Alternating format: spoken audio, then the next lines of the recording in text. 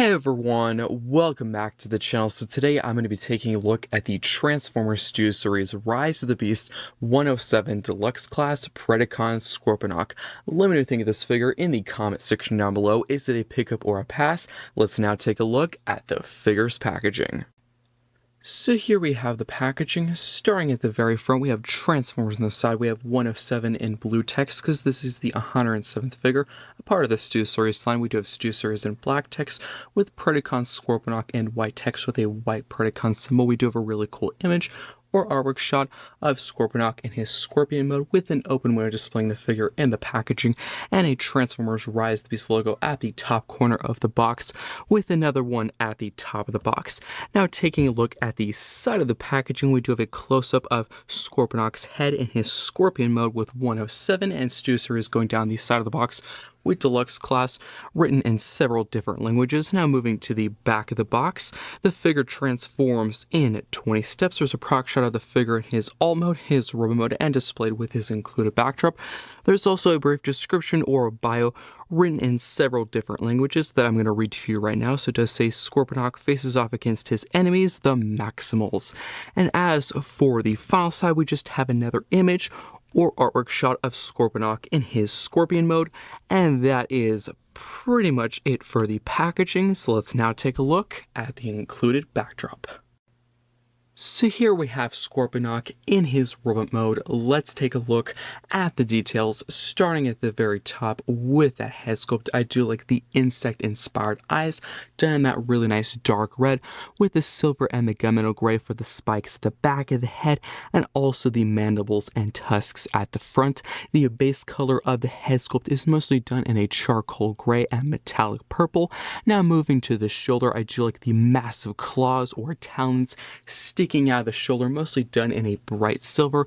And if you do take a look at the inside of the shoulder, there's this really nice saw circular blade that mostly comes into play later for his alt mode, but I still like to see it in this mode, and that is also done in a very nice bright silver. Now taking a look at the rest of the arm, there's some more of that charcoal gray and purple, and I do quite like the design for the hand Hasbro chose for this figure. The individual fingers, very skinny, long, and sharp looking very creepy and scary.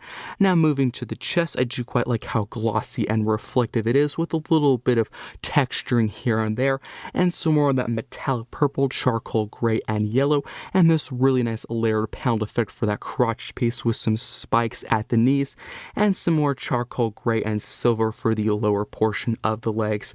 Now taking a look at the feet, I do like how there's this main midsection here with all these separate little spikes coming out of that section. I think that looks very alien in nature and really cool looking. Now moving to the back of the figure, I know a lot of people have a problem with all the insect legs stored in the back. You could consider that kibble, but do keep in mind there is quite a few joints and hinges in all of these insect legs, so you can store and display them in several different ways. So if you do want them more spread out like here, you can do that, or if you want them a bit more collapsed, you can do that as well. But taking a look at the rest of the back of the figure, overall there's very few extra panels. There's really no waffling or empty gaps, so I have to say Hasbro did a really good job cleaning up the back of this figure. Now moving on to articulation, starting at the very top with that head, there is a hinge at the neck that can move up and down. That's mostly due to transformation. There is a ball joint at the head so that can look also up and down and side to side and rotate all the way around. As for the arms, they can move out and in, forward and back. There is a bicep rotation, a double jointed elbow bend, mostly due to transformation. There is a ball joint at the wrist that can rotate all around and forward and back. And if we do move both arms out of the way, there is a waist rotation, not all the way around, unfortunately, due to this entire backpack section, really just a side to side motion, but still very useful for posing this figure around. As for the legs, they can kick forward and back and out to the side. There's also a rotation at the top of the leg, and knee bend to a very good degree. The foot is also on a ball joint, so that can move forward and back and side to side and all the way around. So now taking a look at Scorponok's accessory, that being this tail piece, which does act as his tail in his Scorpion mode, but also as a blade whip in his Robot mode, which can be stored on the figure in one way. And in case you're interested about the posability of this piece, there is a hinge at the base where this post is. There's also a hinge at the midsection and at the tip. So how this attaches on the figure is you're going to want to use this post right here, and then you can extend or hinge out one arm, doesn't matter which one. There is a port near the wrist, so you're just going to plug the accessory into place like so. You can then look on the underside of the tail whip accessory. There is several slots or gaps, and you're just going to line up those gaps with the two fingers apart of the hand like so. And there we have Scorponok wielding the tail blade accessory. Starting off our robot mode comparisons, here we have Scorponok alongside his wavemate, that being the Deluxe class Wheeljack. And let me know in the comments what Rise of the Beast figure would you like to see Hasbro make next. And for another comparison, here we have Scorponok alongside the Core Class Exosuit Noah Diaz. And now for one final comparison, here we have Scorponok alongside the leader of the Predacons, that being Scourge.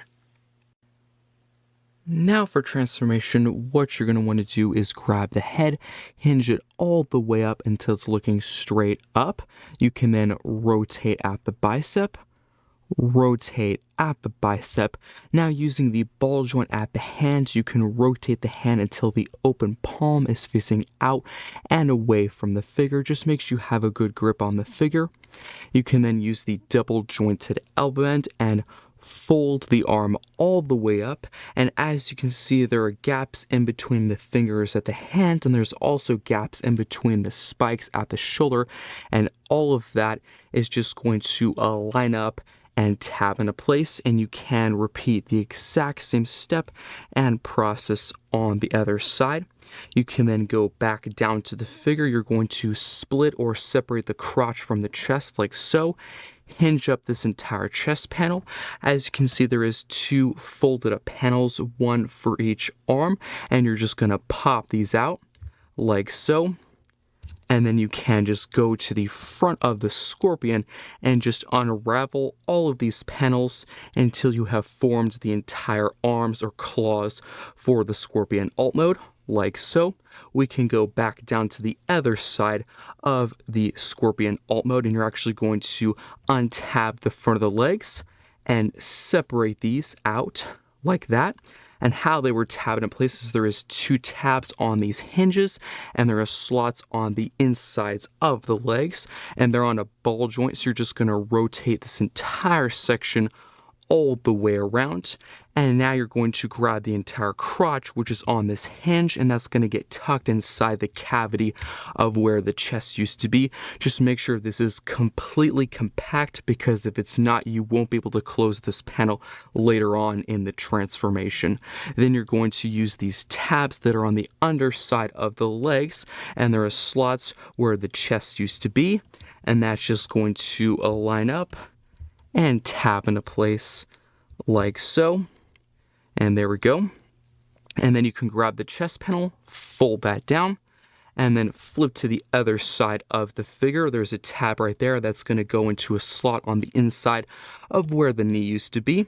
So that will just tab into place, and then tab into place, and then you really choose the position or the angle you want the insect legs to be in, up to your own personal preference. And speaking of insect legs, let's actually now work on these smaller ones. You're just going to grab these little ones, hinge these to the side using that swivel joint, and then you can grab both legs and hinge this entire section all the way down.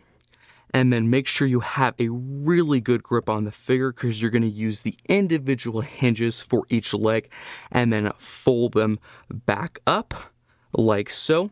So you did it with this side. You're going to repeat the exact same step and process on their side. Just fold them back up.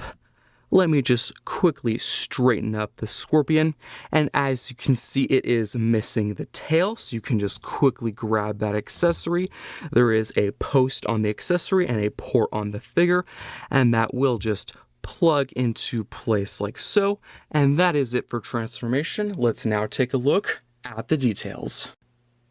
Starting at the very front, I do like the insect-inspired eyes done in dark red with a really nice gunmetal gray and silver for the spikes at the back of the head, and the mandibles and tusks at the front with the really nice charcoal gray and purple for the base color of the head.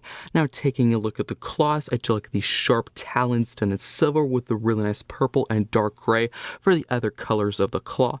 And if you do take a look at the inside, there's this really cool buzzsaw, really well painted and sculpted so Scorponok can slice and dice the Maximals and the Autobots.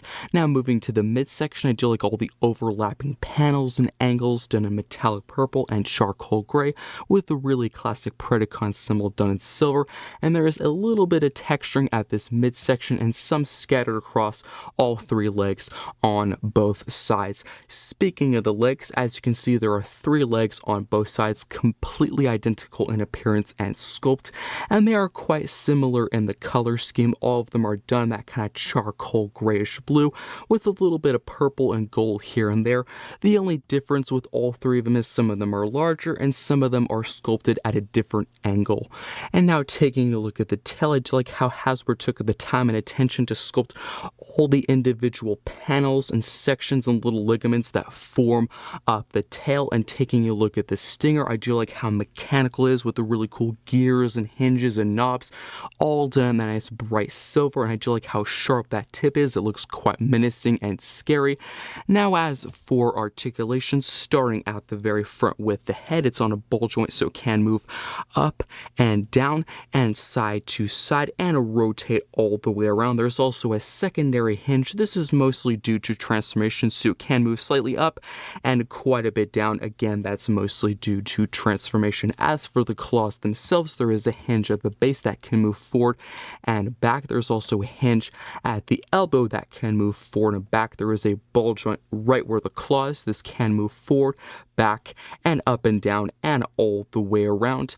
As for the individual legs, it's pretty hard to show because at least on my copy, these 2 here are incredibly tight. So I'm not really going to show the articulation because it requires so much force and I don't want to mess up the figure and it look bad across the camera. But I will say the hinges that they do have. So this one can hinge forward and back and also up and down, but the second one can only hinge up and down.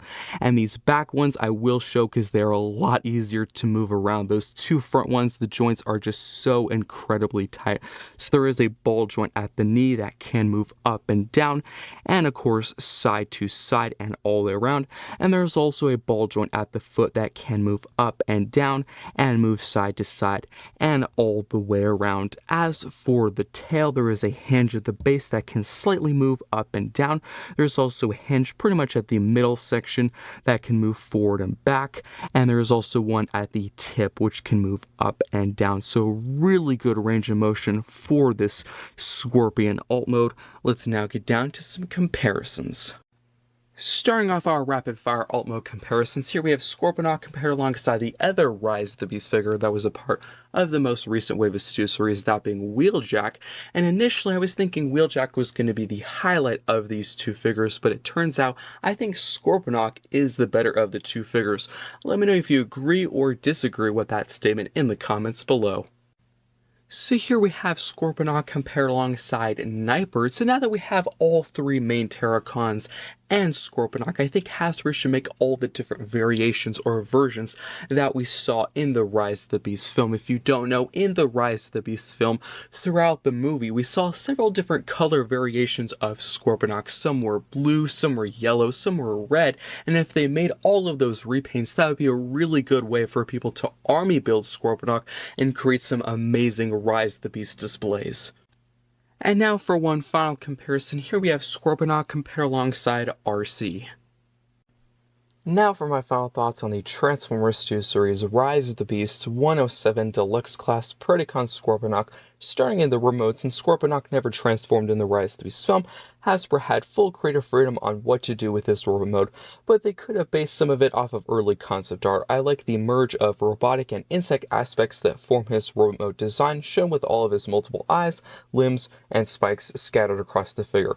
As for his accessories, Scorponok includes a chain blade that forms his tail in his Scorpion All mode. Articulation and tolerances are overall really good, but the stability of the legs could be better. Transformation is fun and simple to do back and forth.